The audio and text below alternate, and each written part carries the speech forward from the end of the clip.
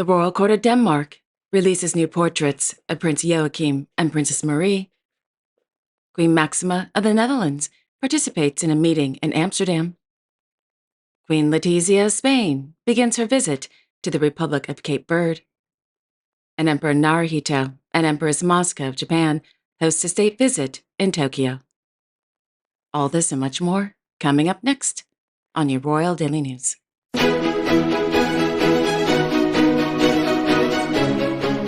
Good afternoon, everyone. I hope you all are doing well today. If you're new to my channel, my name is Alexandra, and welcome to your Royal Daily News for Tuesday, March 25th, 2025. This morning, Their Imperial Majesties, Emperor Naruhito and Empress Moscow of Japan, welcomed the President of the Federative Republic of Brazil, Luiz Inácio Lula da Silva, and his wife to Tokyo. This is the first state visit the Imperial couple has hosted in 6 years. 2025 is also the year in which both countries will celebrate the 130th anniversary of diplomatic ties. The state visit began with a welcoming ceremony in the courtyard of the Imperial Palace. Following the playing of the national anthems and the inspection of the guards of honor, Their Imperial Majesties and the presidential couple held a photo op for the press and a meeting. In the evening, Their Imperial Majesties hosted a state banquet in honor of the presidential couple's historic visit. Also attending the banquet were Their Imperial Highnesses, Crown Prince Akishino and Crown Princess Kiko of Japan, Her Imperial Highness Princess Aiko of Japan, and Her Imperial Highness Princess Kako of Akishino.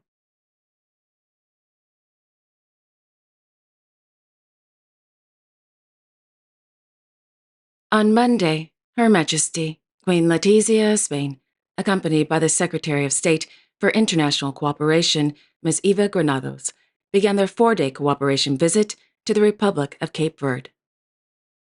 The purpose of the visit is to learn more about projects carried out by the Agencia Española de Cooperación Internacional para el Desarrollo.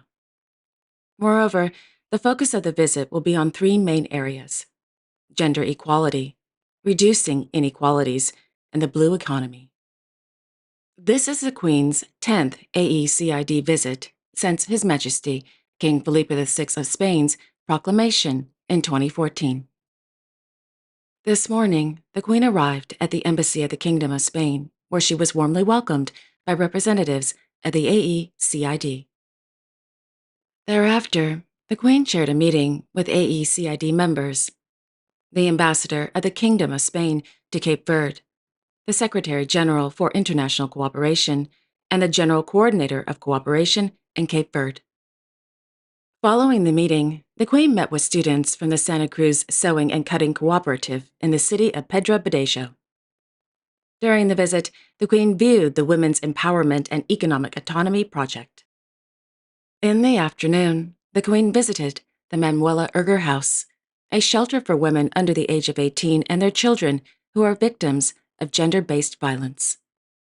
Upon her arrival, the Queen was warmly welcomed by the First Lady of the Republic of Cape Verde, Deborah Carvalho, and other officials. During the visit, the Queen was given a tour of the shelter, where she met with several of the residents and their children.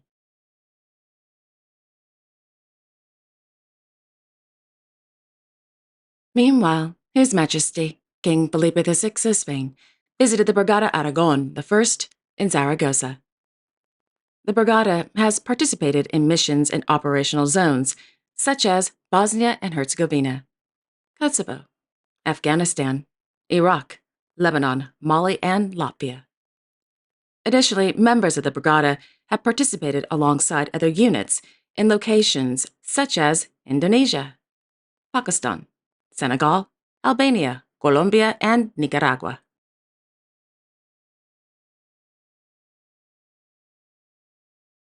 In London, His Majesty King Charles III of the United Kingdom and Her Royal Highness the Princess Royal hosted a reception at St. James's Palace in honor of the winners of the 40th Annual Butler Trust Awards. According to Buckingham Palace, the awards honor and recognize, quote, outstanding people working in prisons, probation, and youth justice across the UK. Before the start of the reception, the Princess Royal presented 10 awards and 20 commendations to this year's winners at the Trust's annual awards ceremony. The Butler Trust Awards were launched in 1985 in memory of former Home Secretary Richard Austin Butler, Baron Butler of Saffron Walden. The Princess Royal has been patron of the Butler Trust since its creation and hosts the annual awards every year since. End quote.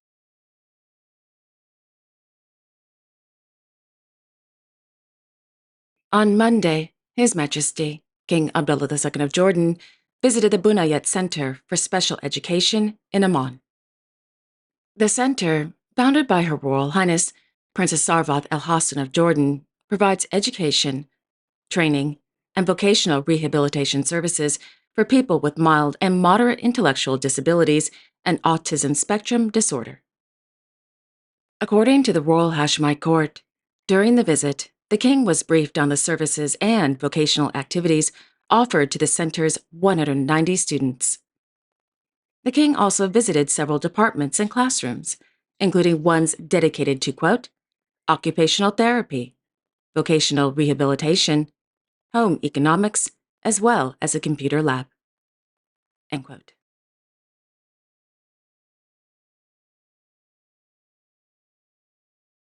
This morning, Her Majesty, Queen Maxima of the Netherlands, as honorary chair, participated in a meeting with representatives of DebtLab NL and the National Coalition for Financial Health in Amsterdam.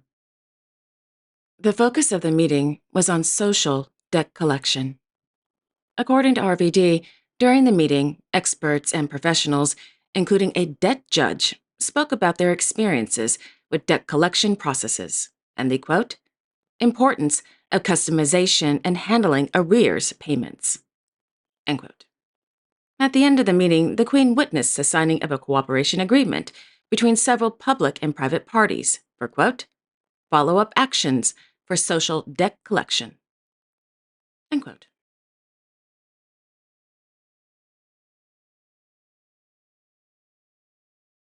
In the afternoon, the Queen, as honorary chair of Wiser in Money Matters, met with 2 classes at the Kornhert Lyceum in Haarlem as part of the 14th edition of Money Week.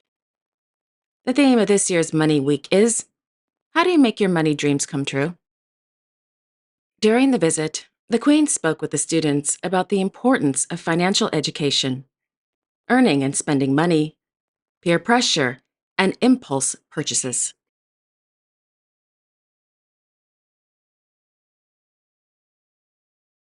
In Brussels, His Majesty, King Philippe of the Belgians, presented the insignia of the Grand Officer of the Order of Leopold to the president of the Jacques Delors Institute, Mr. Enrico Letta, during a ceremony at the Palais Royal de Bruxelles. According to the Royal Court of Belgium, Mr. Letta is the author of the report on the future of the European single market, which was presented under the Belgian presidency of the Council of the European Union in April 2024.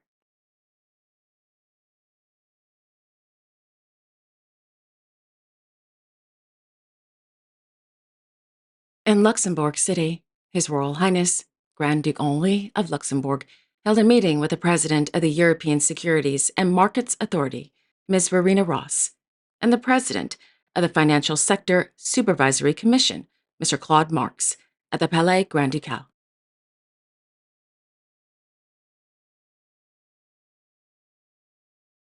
On Monday, their Royal Highnesses, Hereditary Grand Duke Guillaume and Hereditary Grand Duchess Stephanie of Luxembourg, visited the University of Luxembourg's Belleval campus.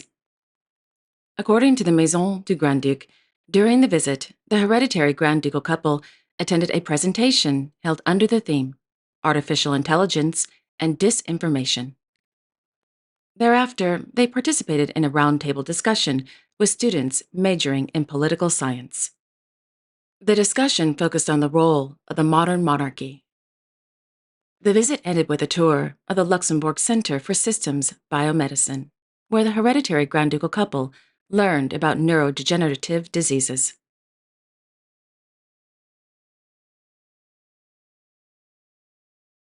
In Copenhagen, the Royal Court of Denmark released 3 new gala portraits of their Royal Highnesses, Prince Joachim and Princess Marie of Denmark. The portraits were photographed by Les Kaner on January 1st, 2025 at Amalienborg, prior to the start of the New Year's Court Gala banquet.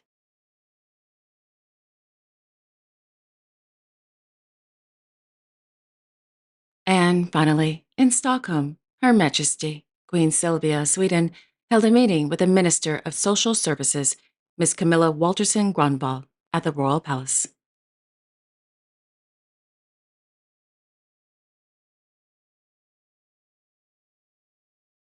And there you have it. Thank you all so much for joining me this afternoon. I really do appreciate it. Thank you. I will be back tomorrow on Wednesday, March 26th, with all the latest royal news and events. Until then, I sincerely wish each and every one of you, your family, your friends, and of course your pets, a wonderful afternoon. And don't forget to like, share, and subscribe.